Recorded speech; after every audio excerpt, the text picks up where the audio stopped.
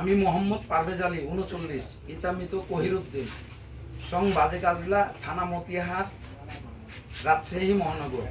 গত 20/6/2026 তারিখ দুপুর আনুমানিক 12 ঘটিকার সময় আমার ছোট ভাই মোহাম্মদ রিপন আলী 32 মোটরসাইকেল যোগে আসার পথে মামুন স্যারের বাসার সামনে রাস্তার ওপর তাকে অবরুদ্ধ করা হয়। পূর্ব পরিকল্পিতভাবে প্রাণনাশের উদ্দেশ্যে বিবাদী বাপ্পি 23 তার অজ্ঞাতনামা নামা একদল সন্ত্রাসী বাহিনী দেশীয় ধারালো অস্ত্র ও হাতুড়ি নিয়ে আমার ভাইয়ের উপর ঝাঁপিয়ে পড়ে। তারা অত্যন্ত নৃশংসভাবে তাকে আঘাত করতে থাকে।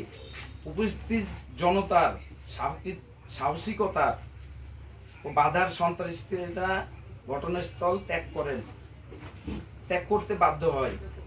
রক্তাক্ত ও মুমূর্ষ অবস্থায় আমার ভাইকে উদ্ধার করে আমরা রাজশাহী মেডিকেল কলেজ হাসপাতালে 2 নম্বর ওয়ার্ডে ভর্তি করি। ধারালো অস্ত্রের নির্মূল আঘাতে তার হাতের আঙ্গুল প্রায় বিচ্ছিন্ন হয়ে ঝুলে যায় এবং চিকিৎসকেরা সেখানে 6টি সেলাই দিতে বাধ্য হয়। নৃশংসতা এখানে শেষ হয়নি।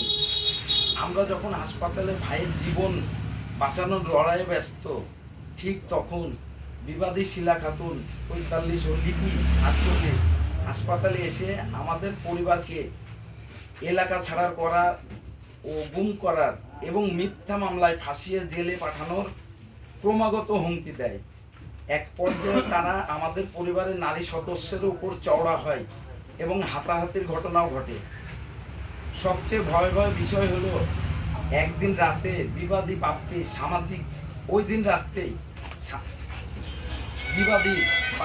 সামাজিক যোগাযোগ মাধ্যম ফেসবুক লাইভে এসে পোস্টের মাধ্যমে প্রকাশ্যে হাতে বিদেশি অগ্নেয়াস্ত্র উঠিয়ে আমার ভাইকে সরাসরি গুলি করে বুক ঝাঁঝরা করে দেওয়ার হুমকি দেয়, যার সমস্ত ডিজিটাল প্রমাণ আমাদের কাছে সংরক্ষিত রয়েছে। সাংবাদিক ভাইয়েরা অত্যন্ত দুঃখ ও বুক ভরা ক্ষোভের সাথে জানাচ্ছি, এই ঘটনার পর যখন আইনের আশ্রয় নিতে 20 জুন রাত্রে রাজশাহী মেট্রোপলিটন পুলিশের মতিহার থানায় যাই, তখন থানার অফিস ইনচার্জ ওসি মহোদয় আমাদের সাথে চরম অন্যায় অমানবিক দায়িত্বহীন আচরণ করেন। তিনি আমাদের স্পষ্ট জানিয়ে দেন, মামলা আমার ইচ্ছা মতো হইবে। আমি যদি মনে করি মামলা করার মতো তবেই মামলা হবে। আমার কথায় মামলা নিব, আপনার কথায় মামলা নিব না নাকি? আজ আমাদের শক্তিশালী ক্যামেরার সামনে আপনাদের লেখনীয় মাধ্যমে আমি দেশবাসী, প্রশাসন ও সরকারের কাছে অত্যন্ত বিনয়ের সাথে প্রশ্ন রাখতে চাই। আমার ভাইয়ের হাতের আঙ্গুল আসামিদের হাসুয়ার কোবে ঝুলে গেল, হাসপাতালে 6টি সেলাই লাগলো, প্রকাশ্যে অস্ত্র উঁচিয়ে মেরে ফেলার হুমকি দেওয়া হলো। এরপরে যদি মতিহার থানা ওসি সাহেব মামলা নিতে এমন গড়িমসি অবহেলা করেন, তবে আর কত সেলাই পড়বে কিংবা আমার পরিবারের কয়টি লাশ পড়বে?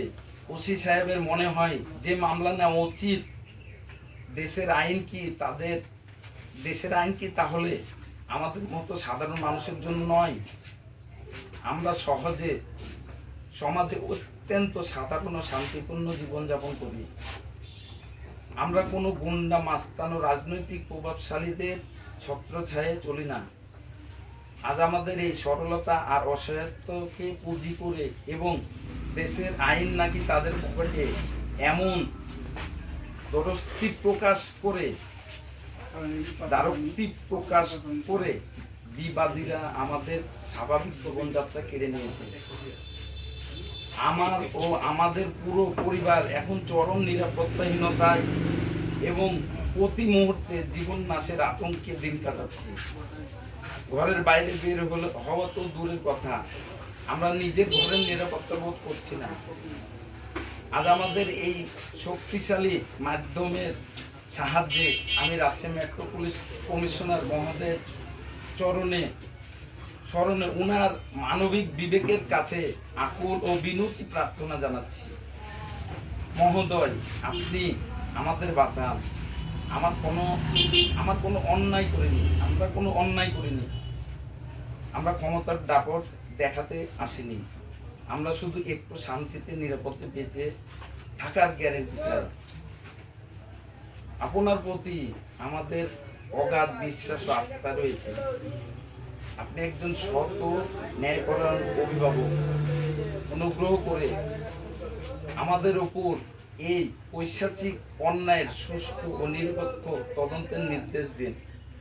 মতিয়ার থানাকে অবিলম্বে মামলা গ্রহণ করার আদেশ দিয়ে এই অস্ত্রধারী সন্ত্রাসী ও আইনের চোখে ধুলো দেওয়ার অপরাধীদের দ্রুত গ্রেপ্তার করে আইনের আওতায় আনার ব্যবস্থা করুন।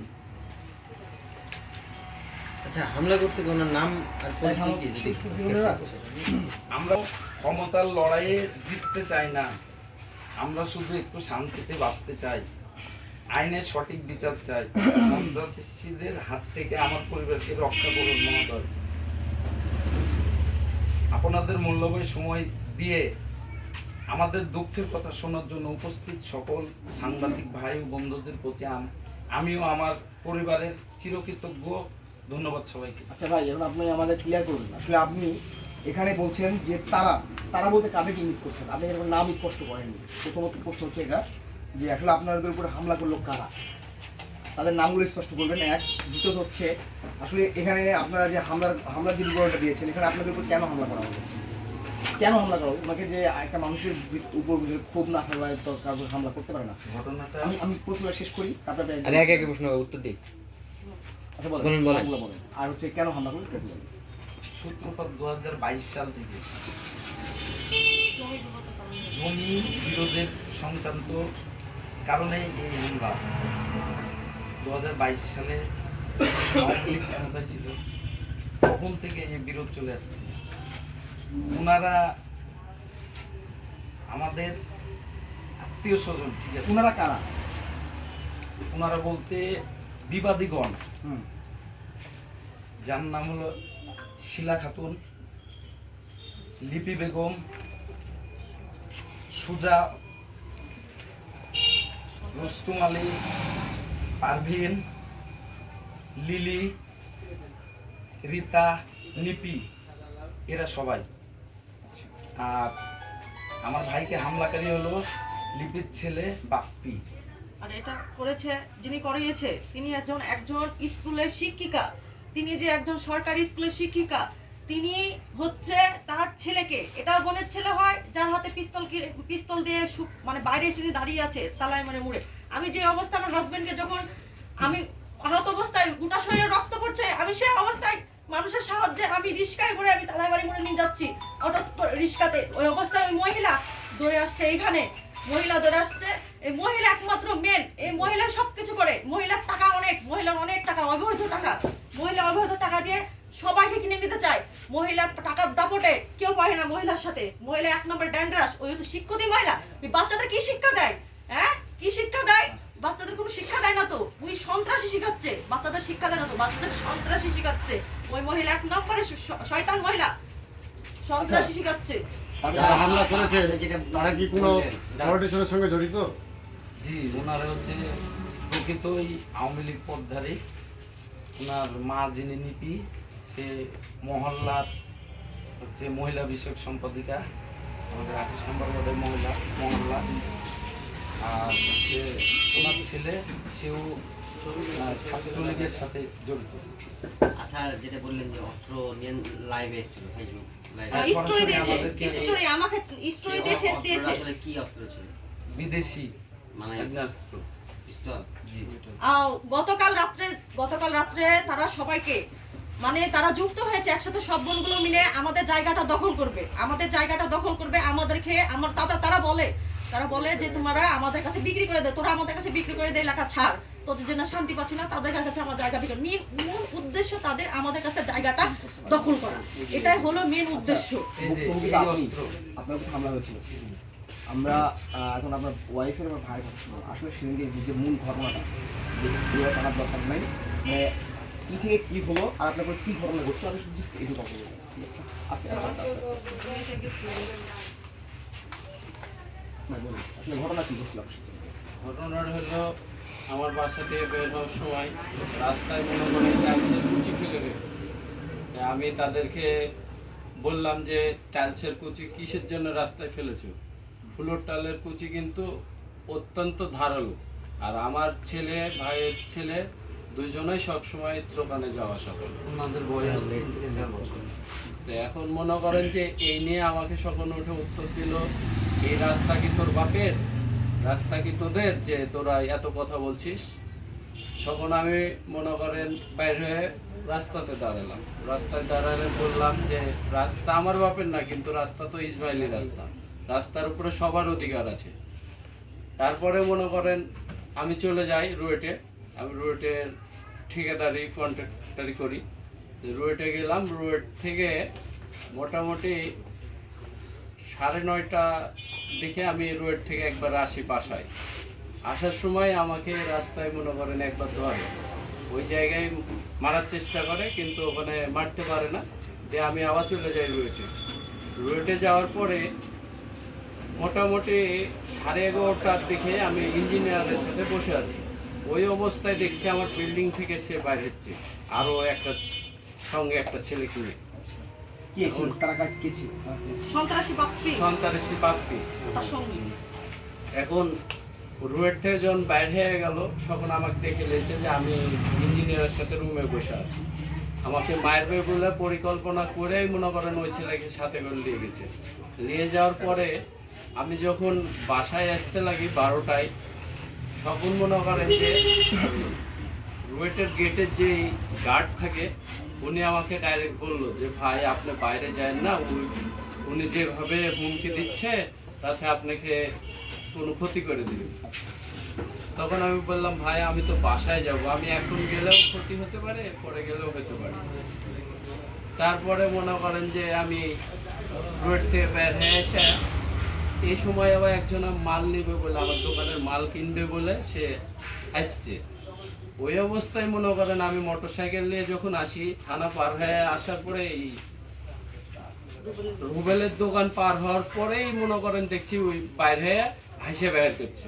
হাসে বাইর করে মনে করেন অলরেডি চালান করেছে। তখন আমার মানে আমার মোটরসাইকেলের হেলমেট আবার সামনে রাখা ছিল, ওই সময় হেলমেটটা তুলে আমি হাত দিয়ে ছানি, সেই সময় আমার হাতে এই আঘাতটা লাগে। লাগার পরে যখন আমি মোটরসাইকেল থেকে পড়ে যাই, যাওয়ার পরে 15 ফিট দূরে যে আমি পড়ে গেছি। ওই অবস্থায় মনে করেন সঙ্গে যে আরেক ছেলে ছিল, ওই ছেলে আর ওই বাপ্পি মিলে, ওই ছেলে আর বাপ্পি মিলে আমাকে অনেক মারধর করেছে। তার সাথে কে ছিল, তার নাম পরিচয় কি জানেন? নাম পরিচয় জানি না, এলাকার কেউ চিনতেও পারেনি ওই ছেলেকে। তারপরে মনে করেন যে যখন আমি উঠে পালাইতে যাই, সেই সময় আবার মনে করেন হেসে চালাইছি। ওখানে একটা সাইনবোর্ড আছে, ওই সাইনবোর্ড দিয়ে আমি ওই হেসে ঠেকাই। তারপরে এলাকাবাসী এসে ধরার চেষ্টা করে, দিয়ে ওরা দুজনে পালাই যায়। তখন আমার মাথা ঘুরে আমি ওই জায়গায় শুয়ে পড়েছিলাম, আমার রক্ত অনবরত পড়ছিল। সেই সময় আপনি মেডিকেল থেকে আসছেন কবে? মেডিকেল থেকে কালকে আসছি। কালকে আসছেন। আচ্ছা, এখন আপনাদের মূল দাবিটা কি চাচ্ছেন সেটা বলেন। আপনাকে মারার জন্য কি আসলে এই যে অস্ত্র ফেসবুকে ইয়ে দিয়েছে? হ্যাঁ, এটা আমাদের বলেন, আপনি বলেন। আমি যখন মেডিকেলে ভর্তি থাকি, তারপরে আমার ওয়াইফ বাবা বাপ্পির সাথে অ্যাড আছে ফেসবুকে। তো ফেসবুকে স্টোরি দিয়েছে আর লিখেছে হলো গালি দিয়েছে আর লিখেছে যে খানকে তোলা এটা দিয়ে তোকে শুট করবো খানকে তোলা আপনারা থানায় মামলা করতে গেছিলেন, থানা ওসি